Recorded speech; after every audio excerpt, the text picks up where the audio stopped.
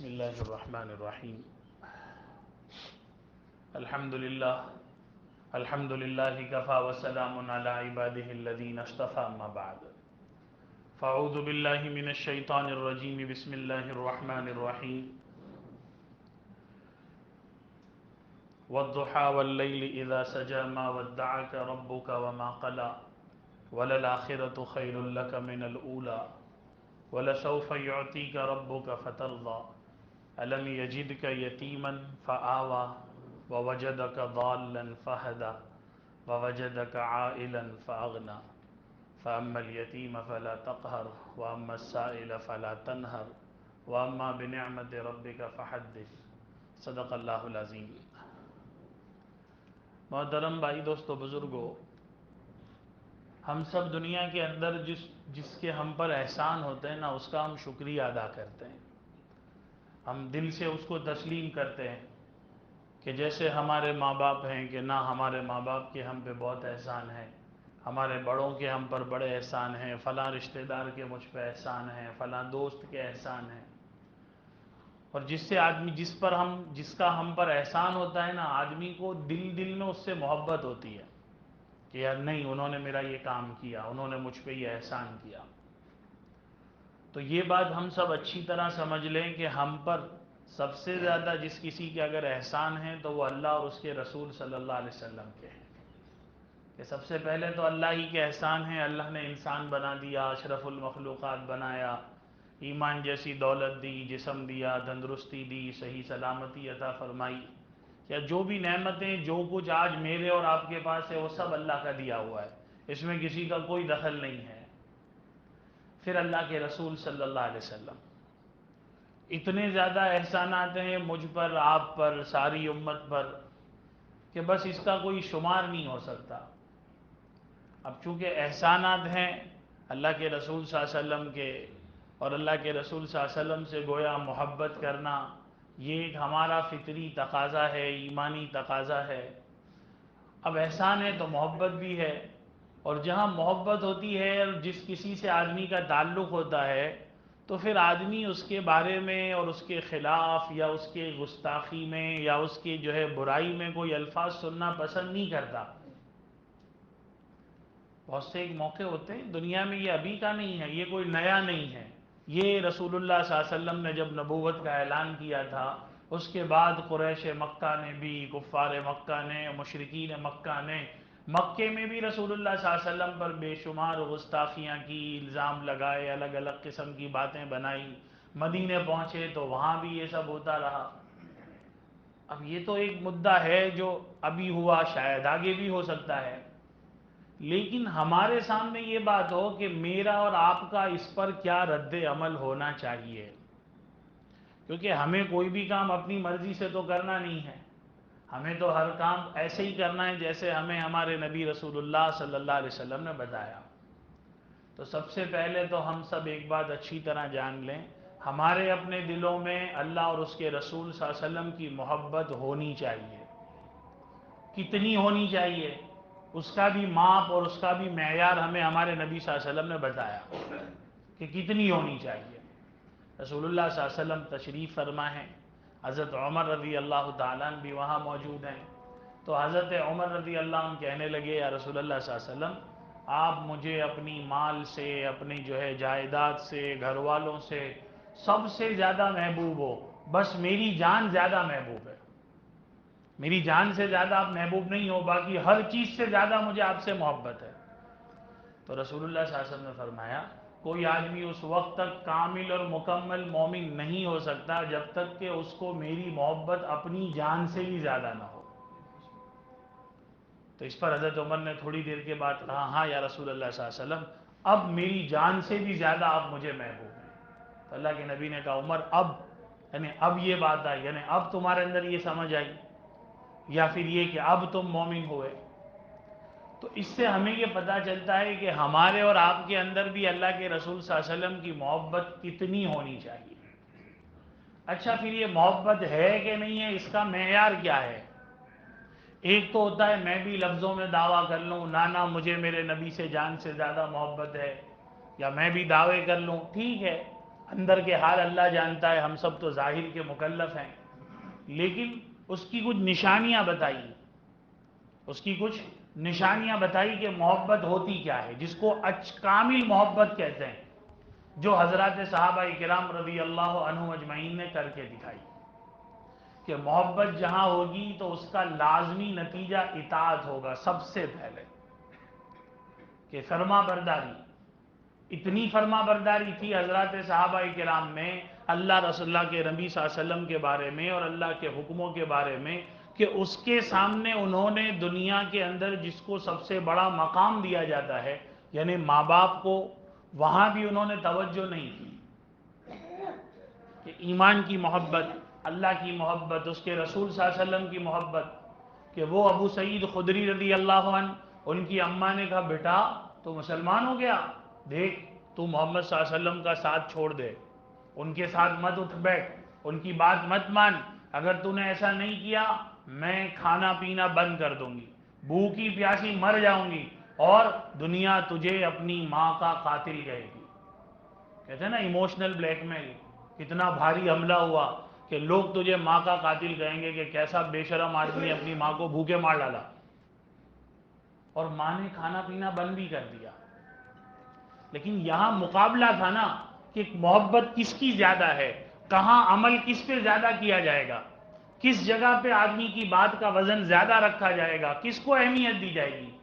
تو حضرت ابو سعید خدری نے کہا اماں جان تمہاری تو ایک ہی جان ہے، 100-200 جانیں ہوتی اور سب چلی جاتی تو بھی میں محمد صلی اللہ علیہ وسلم کا ساتھ چھوڑنے والا نہیں ہوں، تو بھی میں ان کا ساتھ نہیں چھوڑوں گا، میں تو ان کے ساتھ ہی رہوں گا، تمہاری اگر جان جاوے تو ٹھیک ہے چلی جاوے.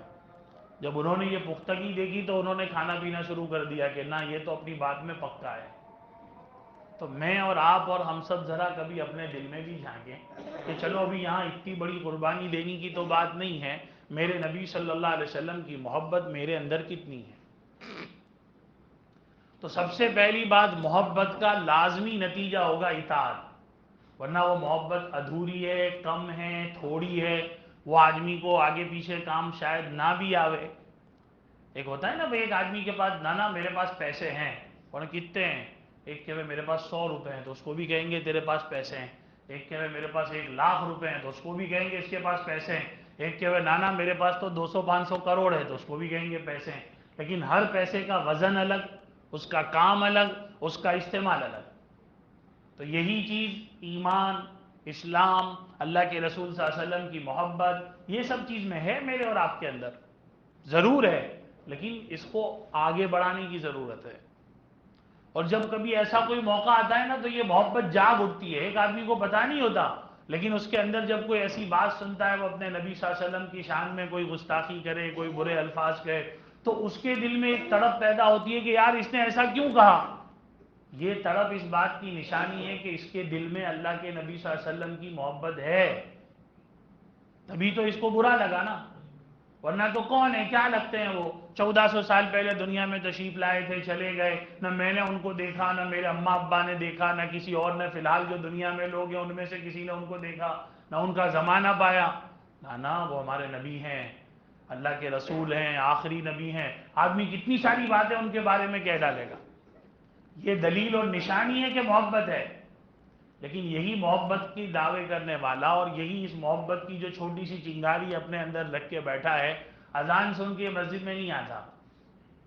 جب شادی بیاہ کا موقع ہوتا ہے تو اسی نبی کے طریقے کو چھوڑ کے اسی نبی کے دشمن کے طریقوں کو اپنے گھر میں لاتا. جب کبھی مقابلے کی بات آتی تو یہ نبی کے طریقے پیچھے چھوڑ دیتا، دنیا اور رسموں اور رواجوں کو آگے کر دیتا. تو وہاں یہ عملی طور پہ اس کے الٹے عمل کرتا ہے. تو دونوں طرف برابری ہونی چاہیے. اس لیے بزرگوں کا قول ہے بھائی آدمی اپنے قول اور فعل میں جوڑ پیدا کرے، یعنی جو زبان سے کہتا ہے ایسا عمل کرنے کی کوشش بھی کرے. تو خیر ابھی ایک مدعا ہے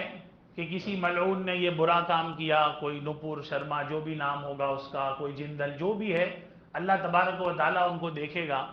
لیکن ابھی یہاں مدعا کہ ہمارا رد عمل کیا ہو. بہت سے لوگ یہاں یہ بھی کہتے ہیں کہ یار اس میں کیا ہوا، خالی بولا ہی ہے نا، بولنے سے کیا ہوتا ہے.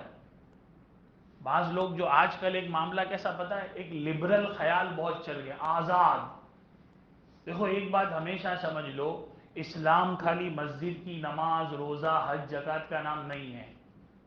آج دنیا بھر میں یہ برسوں سے پروپگنڈا ہو رہا ہے اور یہ مزاج بنایا جا رہا ہے کہ بھائی تم مذہب کو تمہاری عبادت تک رکھو، سیاست میں اور بازار میں، دکانوں میں، باہر کے کاموں میں وہاں مذہب مت لاؤ،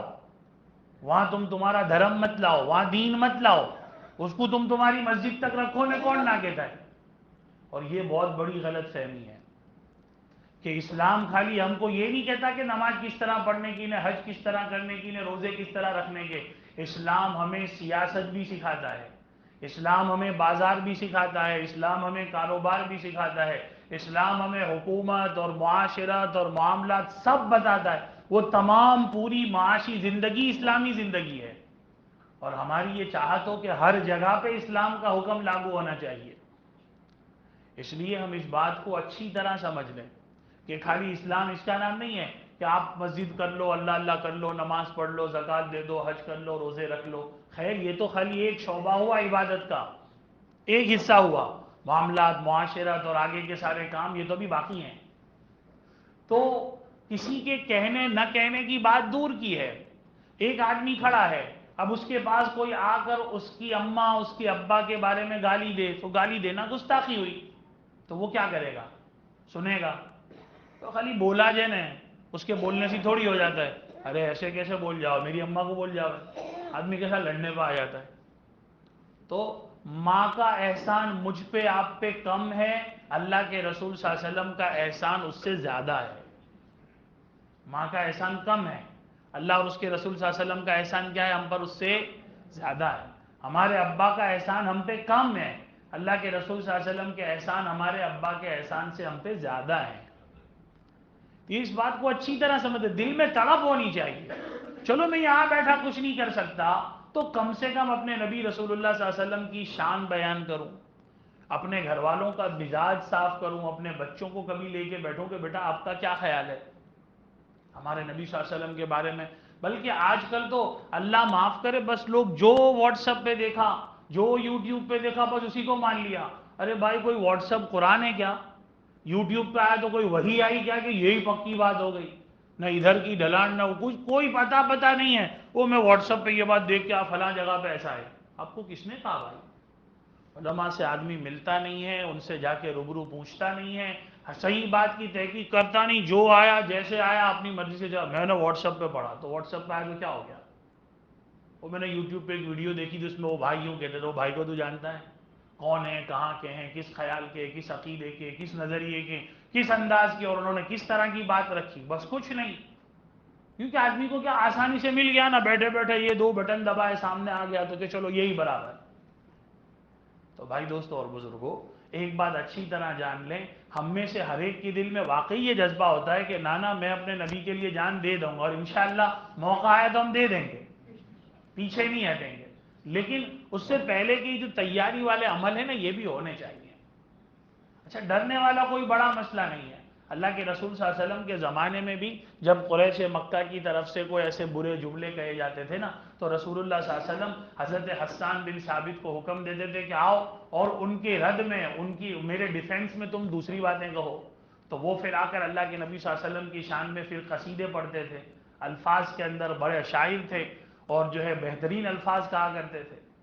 تو اسی طریقے سے وہ کہتے تھے، ایک مرتبہ انہوں نے اللہ کے رسول صلی اللہ علیہ وسلم کے اوپر کچھ الزام لگائے، کچھ ادھر ادھر کی باتیں کہی، تو حسان بن ثابت کو اللہ کے رسول صلی اللہ علیہ وسلم نے کہا، تو انہوں نے پھر کہے کہ وَأَحْسَنُ مِنْكَ لَمْ تَرَ قَطُّ عَيْنٌ، کہ اللہ کے رسول صلی اللہ علیہ وسلم آپ ایسے ہیں کہ آپ جیسا حسین جمیل کوئی آیا ہی نہیں، کسی ماں نے ایسا کوئی بچہ جنا ہی نہیں، آپ ایسے ہیں جیسا آپ نے چاہا، اللہ نے آپ کو ایسا ہی پیدا کیا، آپ ایسے ہی دنیا میں آئے۔ ایسے بے شمار الفاظ اللہ کے نبی کی تعریف میں کہتے تھے۔ تو ہم ہمارے نبی کی تعریف تو کریں۔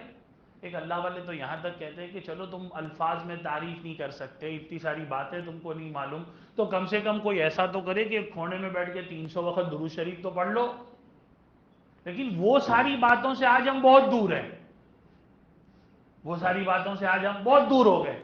آج جمعہ ہی کا دن ہے، رسول اللہ صلی اللہ علیہ وسلم فرماتے ہیں درود کثرت سے پڑھو، 300 مرتبہ پڑھو، عصر کے بعد 80 مرتبہ پڑھو، دن بھر میں جب موقع ملے پڑھو، زیادہ سے زیادہ پڑھو، اتنا پڑھو کہ علماء فرماتے ہیں کہ آدمی پیدائش سے لے کر موت تک، یا جب سے اس کو سمجھ آئی ہے تب سے لے کر موت تک، فرض عمل کے علاوہ اور کوئی عمل نہ کرے، ہمیشہ درود درود درود ہی پڑھتا رہے، نبی کے کوئی احسان کے ذرے کو بھی وہ ادا نہیں کر سکتا، تو پھر ہمارا اور آپ کا معاملہ اللہ اور اس کے رسول صلی اللہ علیہ وسلم کی محبت کے معاملے میں کہاں تک ہے؟ میں اپنے دل میں جھانکوں کہ یار میرے دل میں اللہ کے نبی کی محبت کتنی ہے، اللہ کے رسول صلی اللہ علیہ وسلم کی محبت میرے دل میں کتنی ہے، غیرت کتنی ہے؟ ایک غیرت بھی تو ہونی چاہیے نا، کہ غیرت یہ بہت بڑی چیز ہے۔ صحابہ کرام کے زمانے میں واقعات ملتے ہیں، ام حبیبہ رضی اللہ تعالی عنہ، ان کا واقعہ ہے، غالباً ایک دوسری صحابی کا واقعہ نام ذہن سے نکل گیا، مدینے میں ہے، مکے سے ایک عورت عطر بیچنے کے لیے مدینہ پہنچتی ہے، وہ وہاں جاتی ہے اور عطر بیچنے لگتی ہے، تو باتوں جیسے عورتوں تم کون ہو، کس کی بیٹی ہو، کہاں کی ہو، کیا ہو، تو انہوں نے بھی اپنا نام بتایا کہ میں فلاں کی بیٹی ہوں، تو وہ جو مکے کی مشرک عورت تھی اس نے کہا اچھا تم ہمارے سردار کے قاتل کی بیٹی ہو، یعنی وہ جو عورت تھی ان کے والد نے بدر کے اندر مکے کے ایک سردار کو قتل کیا تھا، کہا تم ہمارے سردار کے قاتل کی بیٹی ہو، کہا نانا میں تو ایک بدبخت اور غلام کے قاتل کی بیٹی ہوں، تو اس پر وہ عطر بیچنے والی عورت کو غیرت آئی کہ مجھ پر حرام ہے میں تیرے کو عطر بیچوں، تو انہوں نے کہا کہ آج تک میں نے کوئی کے عطر میں بدبو نہیں دیکھی، تیرے ہی عطر میں دیکھی، میں بھی نہیں لوں گی، چل جا۔ ایک غیرت کی بات ہوتی ہے نا۔ اللہ کے رسول صلی اللہ علیہ وسلم کی اہلیہ ام حبیبہ، ابو سفیان سگے ابا ہیں، دیکھو یہ بات اچھی طرح جان لو، محبت اسی کو کہیں گے کہ ہمیں ہمارے ماں باپ سے بھی زیادہ اللہ کے نبی سے محبت ہو، کہ ابو سفیان باپ ہیں، باپ والد ہیں، بیٹی سے ملنے کے لیے مدینہ آتے ہیں، یہ وہ موقع تھا حدیبیہ کا کہ صلح کے لیے کچھ یہاں سے باتیں آتی تھی، کچھ وہاں سے آتی تھی، تو اسی صلح کے سلسلے میں یا کسی کام سے مدینہ ابو سفیان آئے تھے، تو کہا بیٹی سے تو ملاقات کرتے جاؤ، تو بیٹی کے گھر گئے، بستر بچھا ہوا ہے، ابا بیٹھنے لگے تو بیٹی نے بستر کھینچ لیا، تو ابا کو تعجب ہوا کہ بیٹا کیا بات ہے، یہ بستر میرے قابل نہیں ہے یا میں اس کے قابل نہیں ہوں؟ کہا ابا تم اس کے قابل نہیں ہو، یہ رسول اللہ صلی اللہ علیہ وسلم کا بستر ہے اور آپ بوجہ مشرک ہونے کے ناپاک ہو، آپ اس پہ بیٹھ نہیں سکتے۔ اس کو محبت کہتے ہیں، جو عمل سے جھلکنی چاہیے نا۔ بے شک ہمارے دل میں محبت ضرور ہے، لیکن اتنی تھوڑی محبت جب کہیں حالات کے جھونکے آتے ہیں تو آدمی کو بہا جاتی ہے، چلی جاتی ہے۔ جو ابھی ہمارے اندر یہ کیا ہوتی ہے کہ جب عمل کا اصل موقع آتا ہے، جب حالات آتے ہیں تو پھر کیا ہوتا ہے، آدمی بہہ جاتا ہے۔ اس لیے عملی طور پہ کہ اندازہ لگائیں ایک بیٹی کو باپ سے کتنی محبت ہے، اور یہ ہمارے زمانے کے رشتے اور ان زمانے کے رشتوں میں بہت فرق ہوتا تھا، لوگ رشتے بہت دل سے نبھاتے تھے، اور اتنا آسان نہیں تھا، وہ مکے سے 400-500 کلومیٹر دور مدینہ بیٹی کو ملنے کے لیے آ رہے ہیں، لیکن نہیں، حضرت ابوبکر صدیق رضی اللہ تعالیٰ عنہ ہو، کس نے اونچے درجے کے صحابی ہیں، ایک مرتبہ گھر میں بیٹھے ہیں، ان کے والد ابو قحافہ جو بعد میں مسلمان ہو گئے، اللہ کے رسول صلی اللہ علیہ وسلم کی شان میں کچھ جملے کہہ دیے، کھڑے ہو کے اپنے ابا کو لافہ مار دیا ابوبکر نے، کس کو؟ کہ خبردار آئندہ آپ نے حضرت محمد صلی اللہ علیہ وسلم کے بارے میں کچھ بھی کہا تو میں یہ نہیں برداشت کروں گا۔ تو ہمیں ہماری اپنی جان سے، ہمارے اپنے مال سے، ہماری اپنی اولاد سے زیادہ محبت کا اللہ کے رسول صلی اللہ علیہ وسلم سے ہونی چاہیے۔ تو اب اس کا کیا طریقہ اختیار کریں؟ ہم اپنے علماء سے رجوع کریں، ان کے مشورے سے کام کریں، وہ جس طریقے سے کہیں اس طریقے سے احتجاج کریں، وروध کریں، قانونی حد میں رہتے ہوئے، یا پھر آگے کا جو موقع ہو۔ لیکن ایک بات اچھی طرح یاد رکھ لیں کہ یہ موقع یہاں ٹھنڈا نہیں ہونا چاہیے کہ چلو وروध کر لیا، ہو گیا، اس کو سزا مل گئی، گرفتاری ہو گئی، فلاں ہو گیا، یہ ہو گیا، بات ختم، بعد میں ہم جیسے تھے ویسے۔ یہ اپنے اندر سوال کرنے کی ضرورت ہے کہ بھائی یہ تو ابھی اندر سے کیوں اتنا اچھلتا ہے، کون ہے اللہ کے رسول صلی اللہ علیہ وسلم؟ اپنے آپ سے ہی سوال کریں، پوچھیں کہ نہیں یار اللہ ہمارے نبی ہیں، تو کہ بس خالی نبی کی محبت اتنی کہ کوئی بولے تبھی تیرے کو لگے، تیرے خود کے گھر میں نبی کی سنتوں کا مذاق بنے، تیری خود کی زندگی میں نبی کے اعمال کا مذاق بنے، تب تو تیرے کو کچھ نہیں ہوتا، تھوڑی تو شرم کر یار، سنت پہ آ جا۔ یہ اپنے آپ کو ایسے موقع پہ بولنے کی ضرورت ہے، اپنے گھر میں یہ چیز پریکٹیکل لانے کی ضرورت ہے۔ ابھی آپ سچی بتاؤ، اپنے گھر کی عورتوں کے بھی کہو کہ یار تم کو خبر ہو فلاں اللہ کے نبی کی شان میں گستاخی کی، تو دیکھو عورتیں بھی اپنا غصہ ظاہر کرے گی، جو ہو سکے گا ان سے بھی بن سکے گا اتنا کرنے کی تیاری دکھائے گی، تو ان سے بھی کہیں کہ یار اللہ کے نبی کی محبت خالی اتنی ہے ہمارے اندر، بس جب عمل کرنے کی بات آوے تو ہمارے نبی کی محبت کہاں چلی جاتی ہے۔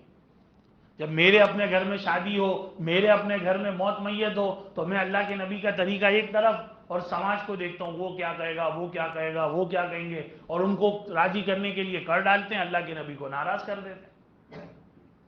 کہ اس لیے کہ یہ ہمارے اندر محبت ابھی کم ہے۔ ایک اللہ والوں نے بڑی پیاری مثال لکھی کہ دیکھو ایمان، اللہ کے رسول کی محبت ہمارے سب کے اندر ہے، ابھی نہیں ہے ایسا نہیں ہے، لیکن موم بتی جتتی ہے۔ کیسی ہے؟